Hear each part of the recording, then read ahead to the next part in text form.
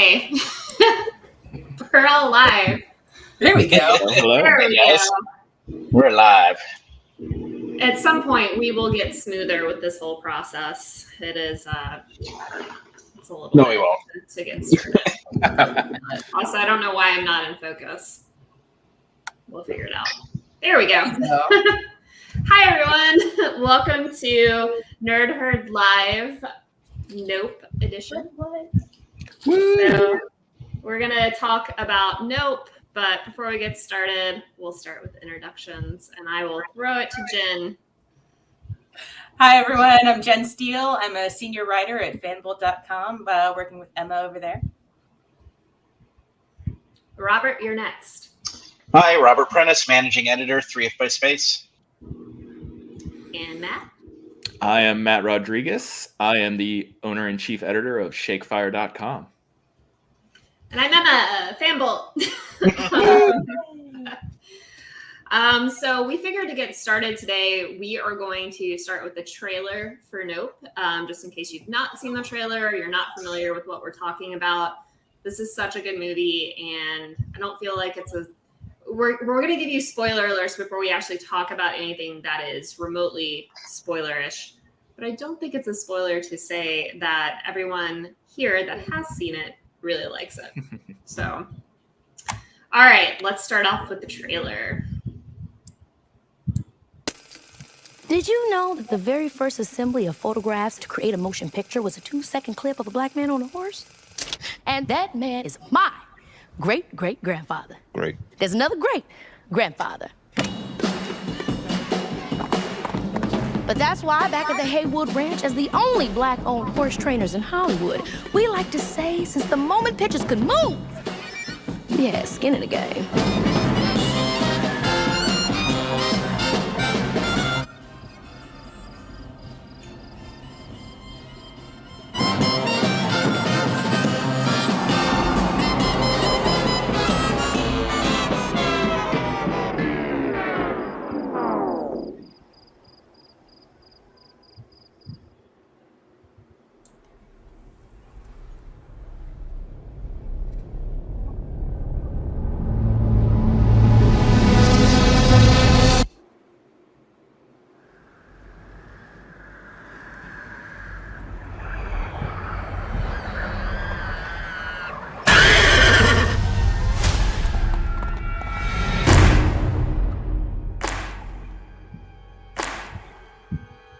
What's a bad miracle?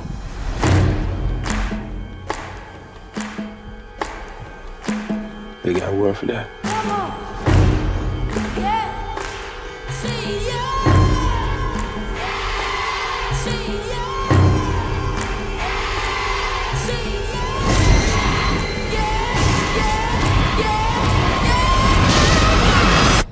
Yeah, nah. Run!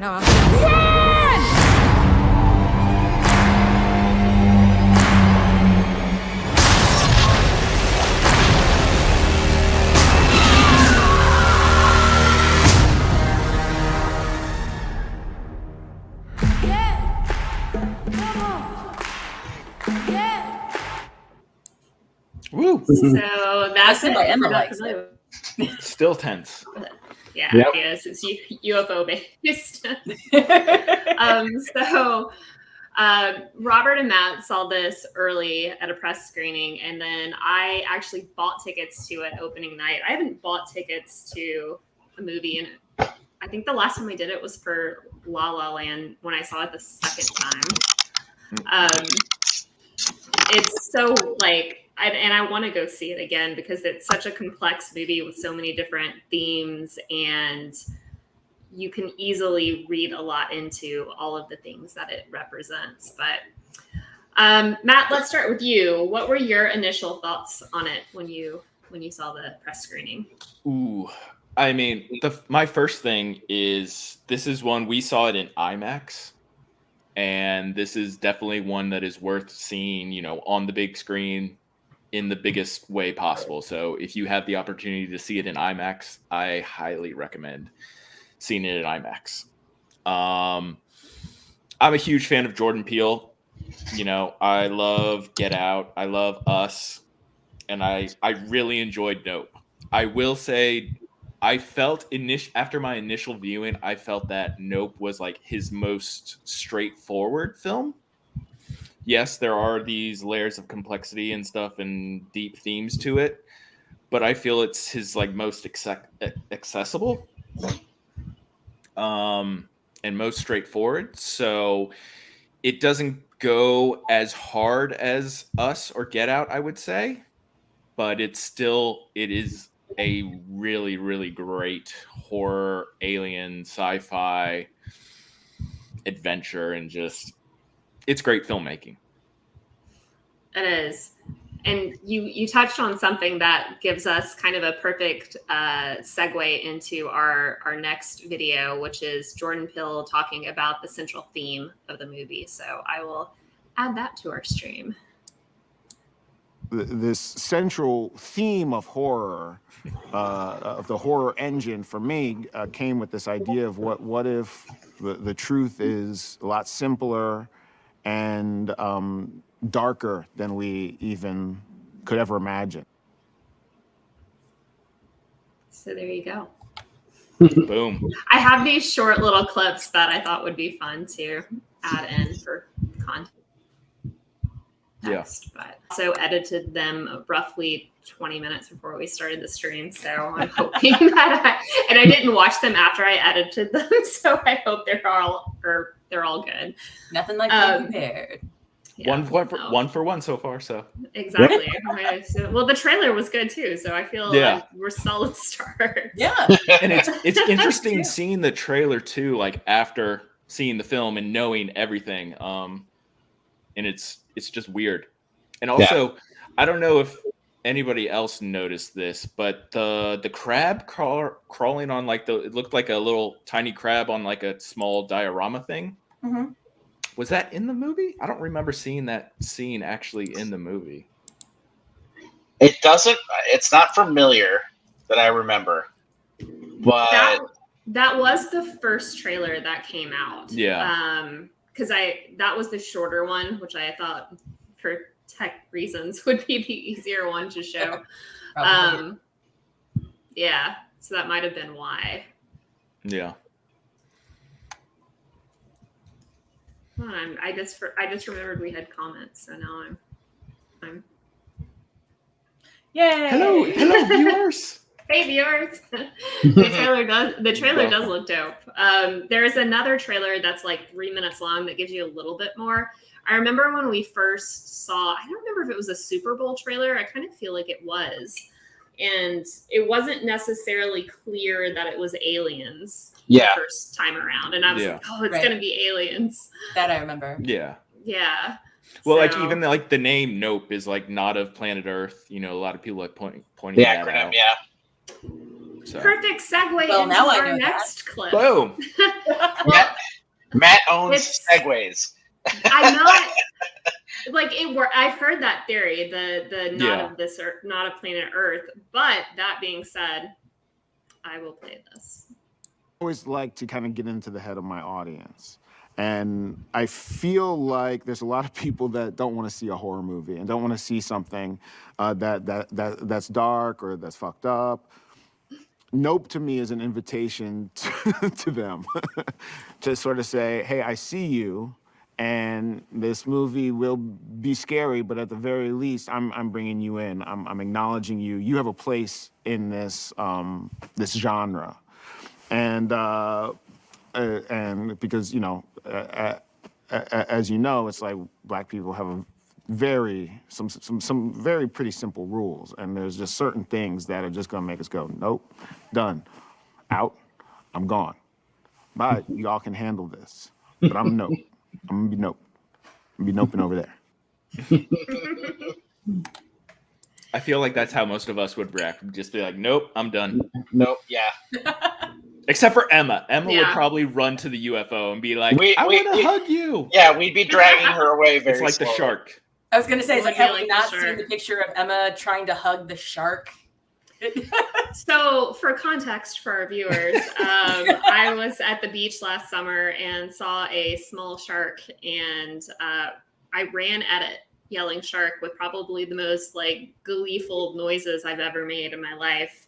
I don't know what I thought I was gonna do. Like, am I gonna pick it up? Like, what am I gonna do? But on that note, I will say, like, the scariest movies I've ever seen in my life, the ones that have really affected me, are more kind of the psycho thrillers, the ones that have like this kind of psychological effect to them. Signs being probably one of the ones after Poltergeist that really affected me at a young age, and it was that scene when they're at the birthday party and this camera catches this alien walking by at a birthday party, just like, you know, at the end of a street or something. And like, I definitely wouldn't want to run towards that. I think that there's something,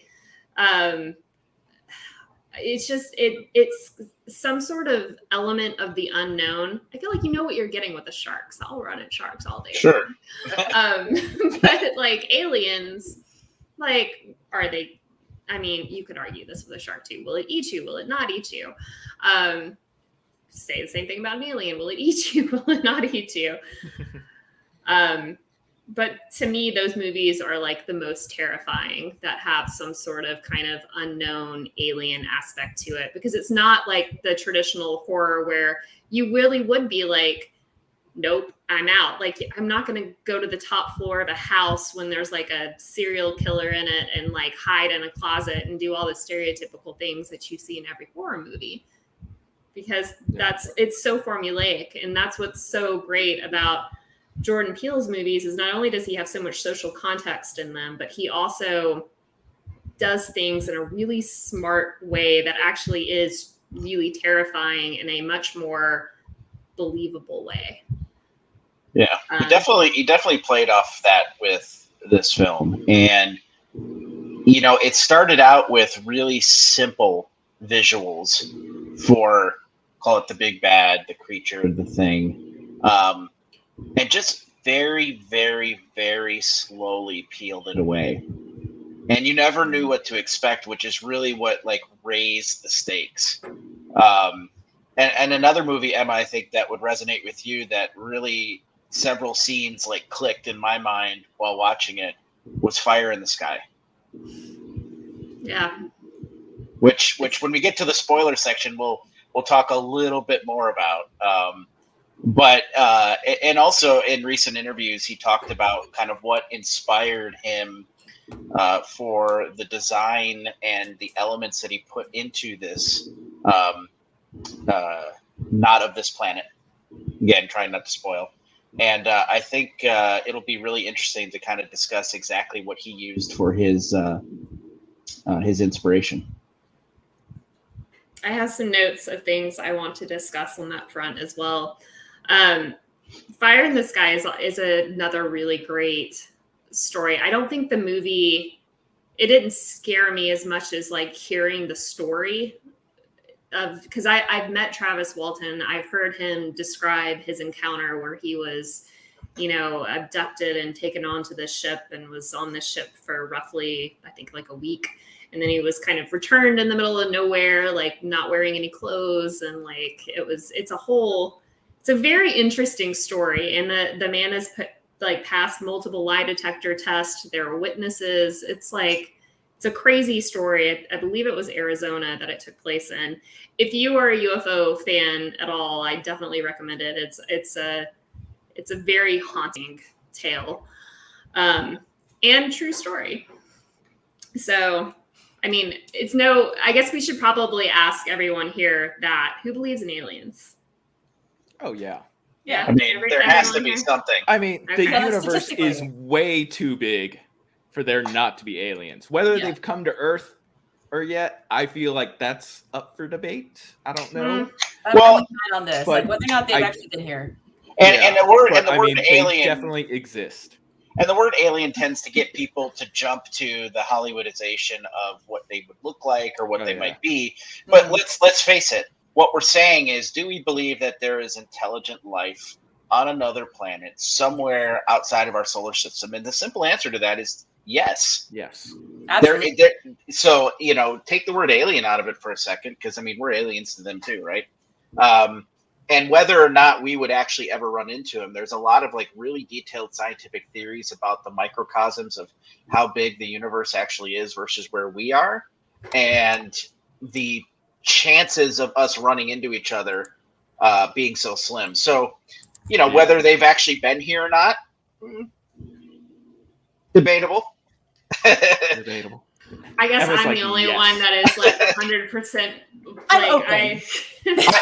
Well, I mean, I'm I'm open. convinced. I'm open to the idea. I've not. Let me put it to you this way: there's nothing's been shown to me that would shut down the possibility 100%. Right. Yeah. So I love like the contrast here. Like I've been to Roswell, New Mexico 4 times. I've been on a dig at the crash site in Roswell, New Mexico. I've like interviewed multiple people that have had like close encounter. Like I'm fully sold that they've been here, and you guys are all like. I've watched a lot of X-Files. yeah. I've watched every season of Ancient Aliens. I'm getting close. I'm getting close. Aliens. Well, Jen, I don't believe you have seen Nope. Is that? I have not. You have not. What is your woman impression with what you've seen thus far? So what I've seen thus far, especially that last clip of the interview that you just showed. So like you said, I'm not a horror person. Like it's just not my genre. And so I appreciate that he's coming out and saying like, this is your kind of horror movie if you don't like horror movies. So I'm actually a little more willing to see it now, to be perfectly honest. But yeah, no, I'm looking forward to it. It doesn't quite seem to have my particular fear in it, if that's the right thing to say. Because whereas you are, things you don't like to know, things that are unknown. I hate commonplace things that move in ways that it's not supposed to. Like when the image in the mirror moves, like, ooh, can't do it. There may be one scene in it. 2, 3, 4. There may be a few. I mean, it depends on what you mean by common objects. I mean, okay, so there on the original run, the Weeping Angels are one of the scariest Doctor Who villains to me, and it's because it's a statue, and when you're not looking at it, it's moving. Yeah, and that's the kind of thing that freaks me out. Warehouse 13 had Alice Liddell in the mirror. That freaked me out. Marionettes or ventriloquist dummies. Can't stand ventriloquist dummies, but like every show has some sort of Halloween episode where there's a ventriloquist dummy that talks without anyone helping it. Yep. Thanks, Goosebumps and Slappy. Yeah, exactly. Yeah. So I guess Jen doesn't want to do my next girls' day out with Annabelle, but I'm gonna say no on that one. Well, it's funny too because I was surprised at how much of Nope is actually like in the bright sunlight and during the daytime. Right. There's a lot of stuff that goes down like during the day, so like it's not that the unseen is so scary. Like there's a lot of scenes where it's like you see everything and it's still tense and terrifying. And I think that helps you or not, Jen. I don't know. It certainly makes it unique in the horror space, right? Because a lot of those films spend their time in very, very, very dark environments for the majority of the films. Yeah. Using light as sort of like the safety net for the characters to go to. And these characters have no such luxury. The daytime is no different. Yes, the nighttime amplifies it for sure in this film. But you get a little bit of both. Yeah. Well, it's like Midsummer. I don't know if anybody else here saw. I haven't Midsommar? seen that. I haven't seen it. I know I need to. Yeah, that one is pretty terrifying, and that's like all in the daytime. So yeah.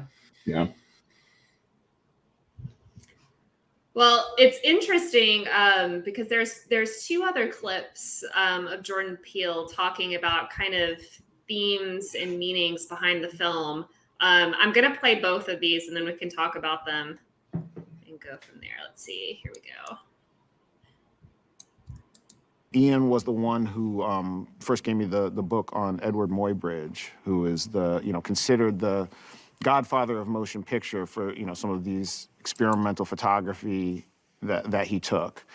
And that was really the end to kind of uncover some of the commentary, the exploration of this industry, of the media, of Hollywood, and the film industry itself, and the exploitation that is kind of inherent in this industry and always has been. That became an underlying theme that is, I think, woven throughout the film, without the film sort of hitting you on the head with some kind of quote unquote message. I think the DNA of the movie has this big question about the addiction to spectacle, human addiction to spectacle, and what happens when money becomes involved in that. Like I said, the film is about spectacle and our addiction to spectacle, drawn to it, but it's also about our inner ability, our inner need, whether we have it or not, to be the spectacle, to be seen, to be recognized for who we are and what we are.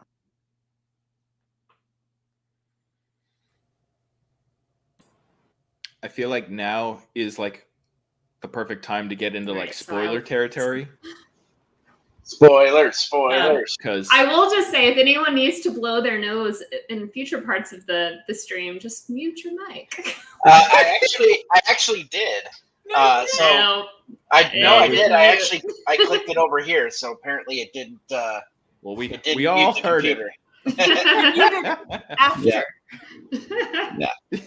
Your Stream Deck button may not be hooked up correctly to your microphone. Oh, actually, I did it directly at the mic, so apparently it's using the computer mic and not the big mic. You do sound a little echoey. You've been kind of jumping between feeds. Sometimes you're a little distant, and sometimes you've got a very deep voice. So. Yeah, I'm gonna see if that helps. I just reset the audio to the Yeti. Does that sound better? That sounds better. Yeah, it does. All right, so jumping into spoiler territory. Robert, that does not sound better. Nope. That sounds way worse. Unless it's raining over there. Yeah, it's not raining. No, it's not raining at all. But we'll talk spoilers while you figure it out. So spoiler alert, everybody. Spoiler alert! If you have not seen, there's not like a big giveaway. There's not like a major twist or anything to this movie. Like there's spoilerish moments, but it's not like, at the end nothing was real, or Sixth Sense everyone was dead, or there's nothing like that. So I don't feel like even talking about a spoilerish review is necessarily going to ruin it for anyone if you haven't seen it. But no. But we are going to talk a couple of spoilers. So that being said, Matt, I hand it to you. Oh, you're handing it to me. I'm handing it to you. Well, you said it's the perfect time to talk about spoilers, so go for it. So go for it. I mean, like the whole what Jordan Peele was saying in the interview about being the spectacle, and where money gets involved and taken advantage, and what we do, to quote the movie, to get that impossible shot. That's definitely one of the bigger themes of this film, is how it plays out in everybody's lives, because a lot of people, so the film opens up actually with it's this TV show called Gordy's Home, and it's basically this old TV show that ran for 2 seasons, and they actually had a live chimpanzee as one of the actors and characters. And during the filming of one of these episodes, the chimpanzee went wild and actually, started going on a rampage on set and killed. I don't know if they actually confirmed if anybody was killed People look in it, but people look dead. They were pretty maimed. And yeah. it's basically a young version of Stephen Young's character is like one of the survivors, and he doesn't get harmed, but he's traumatized from it. And throughout the film, it sporadically cuts to these Gordy Holmes scenes of the chimpanzee and interacting with Stephen Young's character. And at first glance, it kind of seems out of place because you're like, okay, how is this all fitting into this alien UFO thing? But it all kind of ties together with the whole idea of spectacle and, bringing something in that you really can't control as much as you want to for entertainment, essentially. And anybody have anything else to add?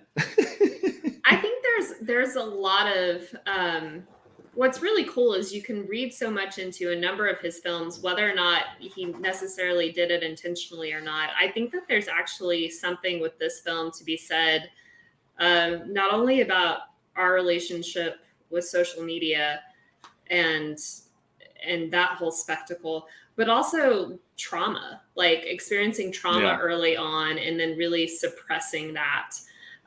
You see that a lot with Stephen Young's character.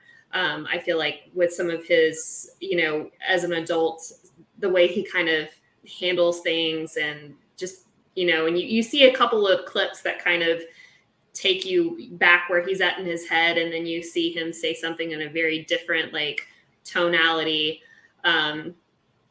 So I think that there's kind of some underlying themes of like childhood trauma and that being suppressed. Another thing that I found really interesting was plays off of actual UFO events. And when I say that, the creature itself, which I know Robert's going to want to talk a lot about, the creature, the ship, the entity, I found it really interesting that it looked like a weather balloon, which is really kind of this... The whole Roswell. The whole Roswell thing. And for those people that aren't familiar with the Roswell 47 crash, there was an alleged craft that crashed in the desert in July of 47. It was found by a local rancher. There was a reward available for anyone that had proof of flying saucers at the time. And so, of course, he called it in. The local sheriff came out, looked at it, said, "I've never seen anything like this." And then you got the infamous Roswell paper that even saying that we had a flying saucer. And then everything gets retracted, government comes in, big cover up, whatever. And then you end up with this whole weather balloon story. Like, people aren't going to be able to tell the difference between like an alien spacecraft and a weather balloon. And especially with what they had described of the alien wreckage, where you could like crumple it up and then it folded back out perfectly, and these I-beams with these symbols. Again, Roswell is a really interesting case. So if you're into that sort of thing, definitely read up on it if you hadn't. But I found it really funny that the kind of potential fake news spin of Roswell was a weather balloon. And then that is what, Jordan Peele decided to make this craft look like. So I don't know if anyone else picked up on that, but I found that really interesting. I did not. That's awesome. That's something I noticed about the simplicity of the shapes early on in the movie. There was also a scene, Emma, that you might be familiar with, someone who follows UFOs closely, when he looked off into the valley and the lights, the three lights in the valley that then went out, because there was also an incident regarding that framing of lights over the desert as well. So that was like another callback to the many sightings that have been seen in the American West. Yeah, it's there's been a number of interesting light things. Marfa, Texas, the Marfa lights. Again, I could talk about weird UFO stuff all day long, and I won't turn our Nope review into that. We can do a separate session for that. But We just might. But if you want to learn more about weird lights in the desert, look up Martha, Texas. It's really cool. I haven't seen them personally, but it's pretty high on my list of places in the middle of nowhere I want to drive to see weird lights in the distance that may or may not be just a weird like Earth phenomenon versus, something really cool from another planet. But anywho, Robert, I know you had something that you wanted to share. It seems like knowing what that is, this might be a good time. Yeah, I think so. And obviously, again, spoilers. So one of the things that I found really interesting about the evolution of the creature throughout the film was it moving from these simple geometric shapes to this more complex, call it animal, if you will, towards the end of the film. And it's scary when you see, we talked about sort of what Jen talked about, where sometimes simple objects moving in the way that they shouldn't, starting with a creature that looks like a weather balloon or something simple, but is yet very sinister. And then watching it evolve as the characters start to learn more and more about it, reminded me of another alien from a classic and very influential anime called Evangelion. And funny enough, Jordan Peele in a recent interview said that he used the creatures from Evangelion as inspiration for the design of his creature in the film. So for those that are unfamiliar with Evangelion, it is a story about mecha, so giant robots, and humans fighting alien creatures that they call angels. And these creatures over the series evolve from simple geometric shapes to complex, scary monsters as the humans evolve in their efforts to try and fight against them. So there were a lot of parallels there. And what's interesting is I just so happen to have a figure from Evangelion that, for those who have seen the film, may look really, really familiar. So give me 1 second here. Hopefully my audio is okay now. I've changed a couple things around. Yeah, you sound good. I'm going to switch my cameras, and I'm going to show you this figure. So this is more or less the creature that you saw towards the end of the film in a lot of ways. I mean, there are differences, but I can definitely see the inspiration. Yeah, exactly. I can see it too. And it's just really interesting because the psychological effect that these creatures have as they start from simple geometric shapes to working up to this more complex and scary creature was seen in the film too, as we watched the characters handle or not handle seeing this creature evolve. And one of the things that Evangelion did really good that he was masterful on in the film was the sound editing portion. The attention to detail on the background sounds, keeping things really, really quiet, or loud where they need to be, just set the tone for the whole film. And it was one of the pieces that, besides seeing it on IMAX, which is hugely important for a film like this, the sound editing in the theater is worth going to the theater to see it, because it really sets the tone for the feeling of the film as you watch it. So I thought this was kind of neat to share. This is in the Evangelion series, this is the 10th angel, which is near the ending of all the creatures. I think there were 13 total. So again, it's just really interesting that he used that for inspiration for the monster. So I thought I'd share that. Very cool. That's cool. It almost has a little bit of a mind flare-y feel to it too. I can see that too.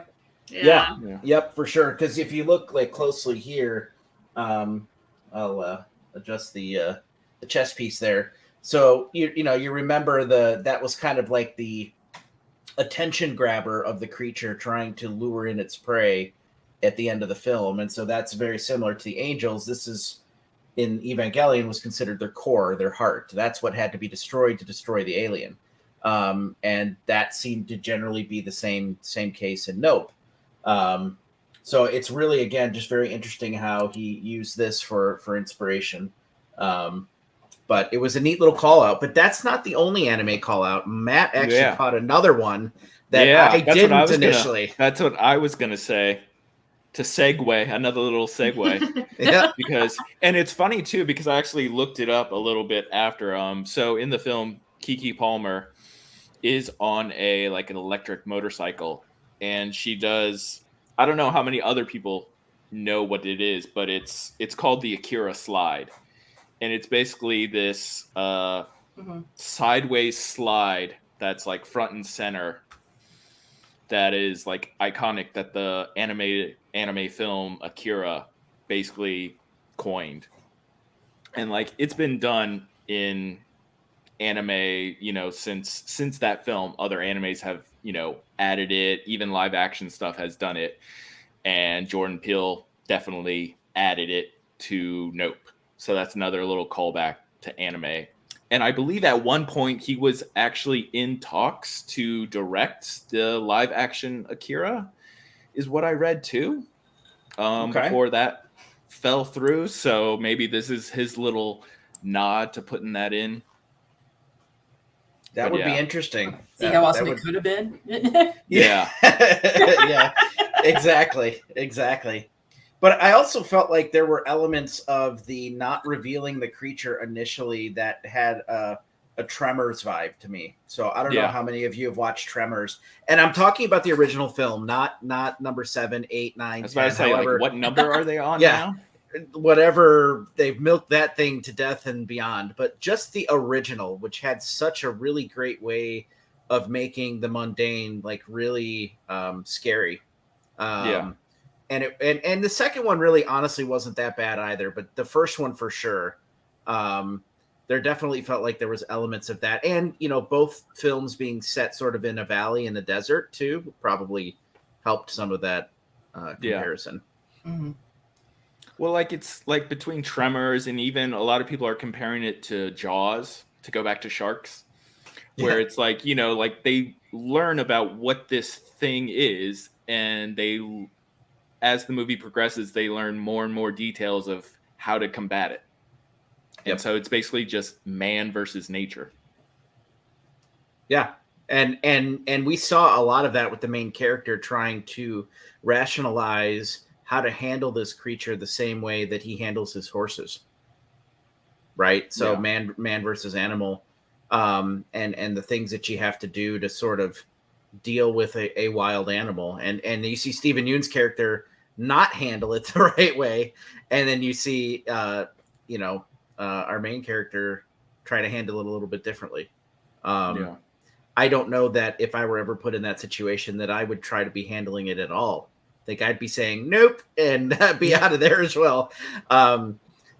Especially, I think the scene that got me the most, it wasn't really. Well, okay, so we're going to talk about. We're going to talk about that. We're going to talk about that one in a minute. The barn scene. Yeah. I was. The scene I was talking about is when it ended up picking up everybody that was at the show. That's where the fire in the sky reference kind of came in for me. But I think the scene where it sort of sat over the house and just sort of threw up over the house with the screaming and everything. Jen's faces, because she hasn't seen this movie, and she's just what are you guys talking about? What's going on here? Yeah. What movie did you see? You need to go see Nope. You do. That part got me. But Emma, to your point, so our theater at the press screening, which had influencers and fans and other people there too, I will be honest, until people in the theater started to freak out a little bit, I completely missed that it was sitting there in front of him in the corner until it stood up. I was fully aware. I knew where that stuff was. Nope, I saw it. It was just locked eyes with it. Though I do like the fact that as the one hung down from him on the right-hand side at the end there, that he just took a left hook and was like, all right, I'm punching the shit out of this. Yeah. That scene is what, for the sound design of that scene was perfect, because that's what made it so scary, and just the quietness and the small little sounds and the movements, like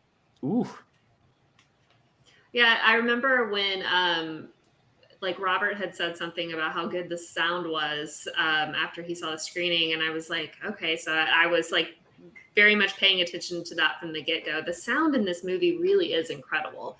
Like films that are able to use silence in such a way that freaks you out in and of itself, it's like it's its own character in the film. And then so when there is any actual sound, it's like so much more terrifying. Yeah.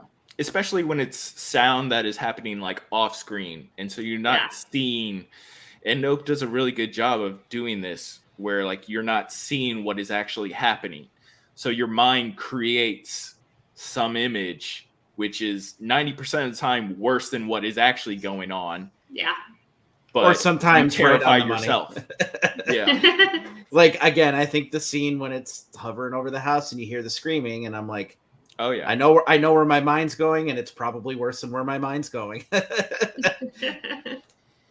That's a good question, Ethel. Ethel's asking, was there a connection with this story to us? I would say no. Like, yeah, I feel like this is very independent of anything else Jordan Peele has done. Yes, it's a horror story, but at least so far, I haven't noticed any connections to either Us or Get Out or any of his other work. Yeah.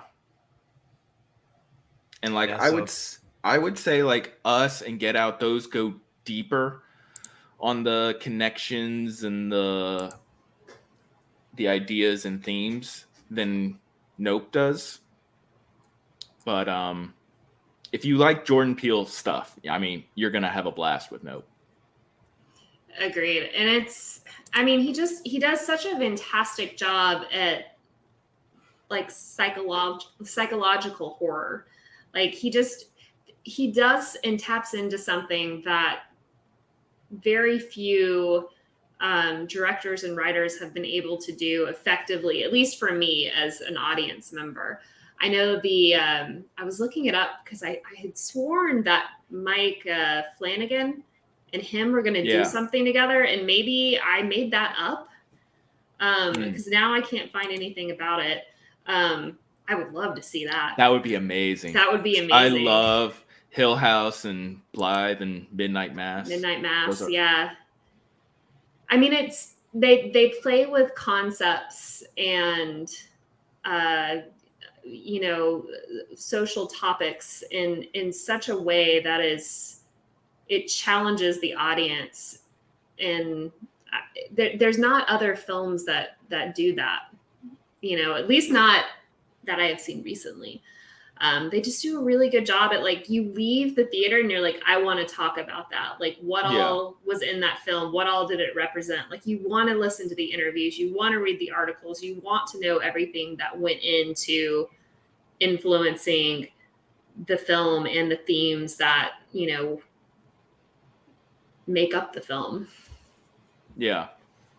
And it's like, I definitely now, the longer it goes on from me having seen it, I am like more excited and have a better appreciation of the film the more I dive deeper into it. And that's something that I found with Nope that I think is going to be really interesting for people, because I absolutely think you need to see it in theaters and IMAX if you get the opportunity. But it's one of those films that you could watch 2 or 3 times and get a whole nother aspect and that you pick up from the nuanced stories or points he's trying to tell. And one thing I appreciate with the way that he did Nope was he's intertwined all these other deep stories without shoving it down your throat or forcing you to have to understand them to enjoy and watch the film. Yeah. So it's one of those films that, obviously go in kind of open-minded to the idea of aliens, but you can go into it and everybody could come out with a completely different interpretation, and the film doesn't judge you because of that. And it's hard to kind of explain. Some films tend to take their agenda and kind of shove it down your throat, and it makes it hard for you to use your imagination and kind of build out the hows and the whys. But Nope like never tells you the how or the why of the creature. And you know what? That's okay. That adds to the imagination as you sit there and try to figure out the hows and the whys, and you leave the theater and you're still thinking about it. And I think that's a piece that I really enjoyed. Yeah. Yeah, I completely agree. It's a different take on aliens too than we've seen on the big screen before, which I think, you know, again, all of these themes that come into play. Another one really being like how we take care of our planet, I feel like, and that and how this creature reacts to that and what it spits out and what it keeps and all of that. It's just, it represents so much, and it's done in a way that is so different than every other take on aliens that we've seen on the big or small screen. And so I wouldn't be me if we were having this conversation and we didn't also talk about some like other alien films that we really enjoyed. Obviously, Nope ranks very highly for me now because, you know, it does, as we've said, challenge the viewer. And there's other great films in this genre, maybe not in the horror genre exactly, but other films that kind of challenge what you believe in the way that like Contact did, or some people may say Interstellar. Well, Not Emma, okay, but no, some so I Interstellar. feel like this is gonna get into a whole different. No. We can totally It's a different stream Yeah. for a different day for Interstellar is Otherwise, not an you will alien be here film. until tomorrow morning. Yeah, I mean, don't it look at. kind of is an alien film. I Kind don't. of. Eh. You don't I- classify it? So No, I don't know. I wouldn't. It's a space film. Yes, I wouldn't classify it as alien though. Right, I wouldn't either. Arrival. That's the alien. Arrival. movie I Oh yeah. loved Arrival. Well, Contact is amazing, and it's funny you bring up Contact because I was on a meeting today, and someone made a comment about buying double of something than they told everybody they bought, and I made the comment, "Why buy 3 when you can buy 6 twice the price?"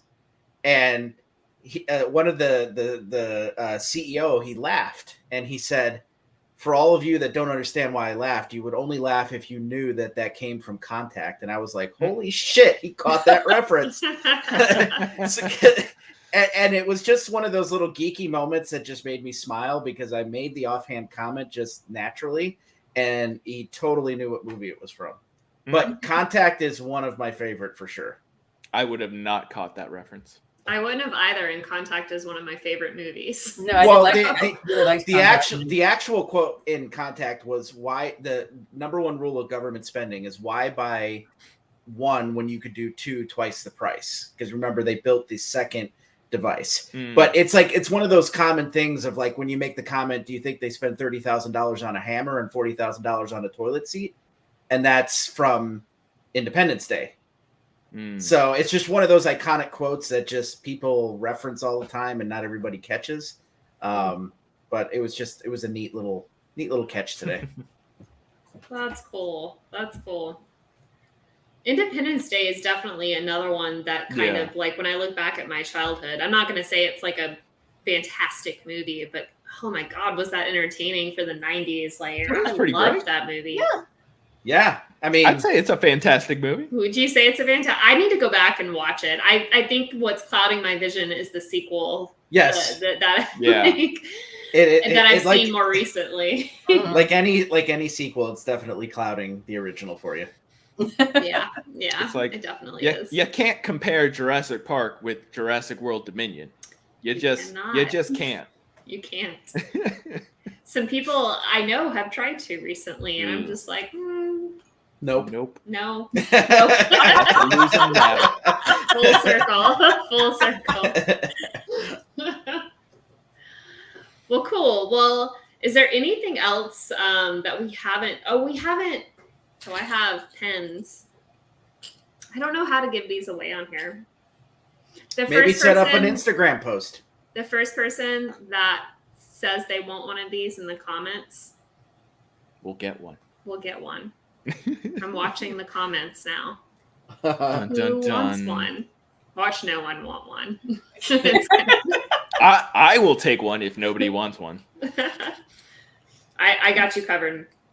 Ethel. Oh. Ethel. There you go. I've got you covered. Ethel and Matt get one. I have All three. right. I have three, so if someone else would like one as well, I have one more.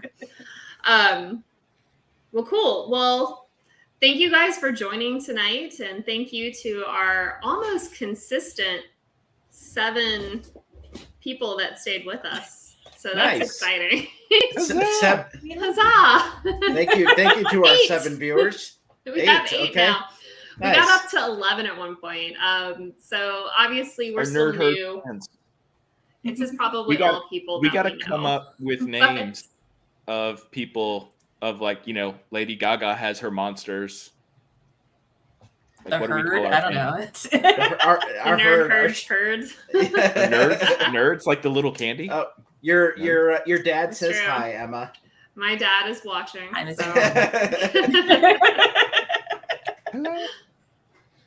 Well, we are super appreciative for the views because we are just getting started. We will keep doing this regularly. Our next cast that we're going to do, our next stream that we're going to do, we're still figuring out the dates, but it's going to be a pre-Dragon Con stream. So we're going to have, I feel like I can announce it. He said yes on Facebook Messenger. So we're going to have Dan Carroll, who is the head of the media relations department at Dragon Con.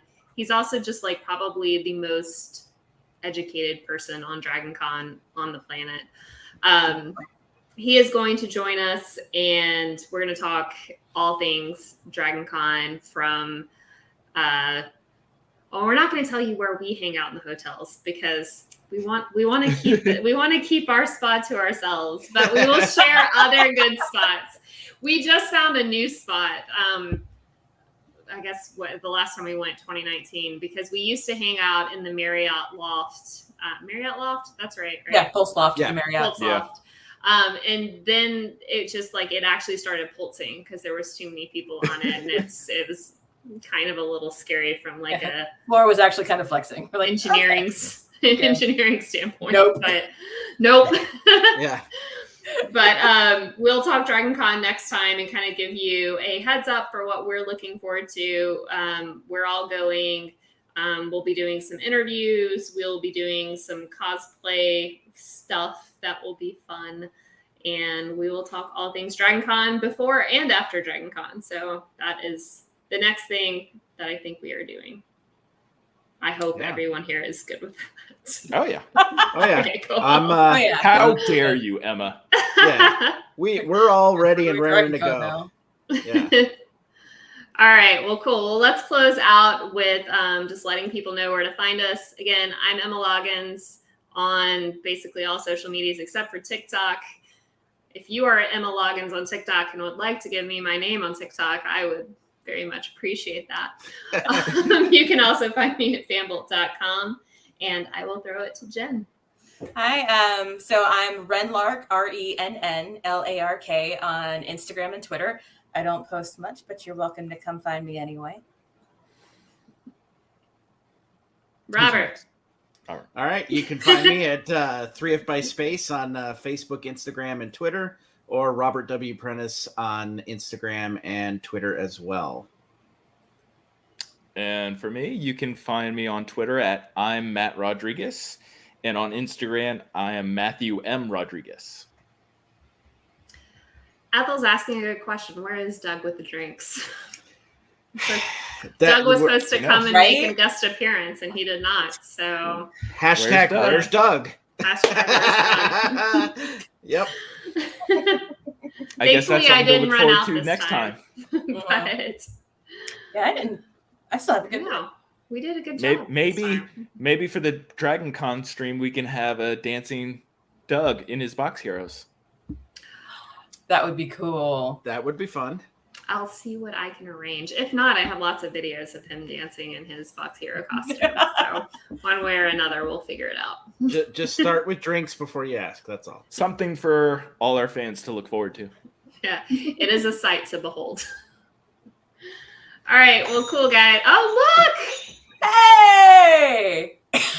Somebody heard his name. I didn't even need a refill, but thank you. You're welcome. Ask you shall receive. Yeah, I'm not gonna turn it down now. Oh, you totally didn't. You've been. I know, I didn't. I was good, but thank you. You're welcome. That was I mean, you called me out. So I did call you. I didn't think you were watching. You gave me no love during this. There's not a single comment from you. I am watching on YouTube because it's on my phone. Yeah, I several comments from YouTube. It's fine.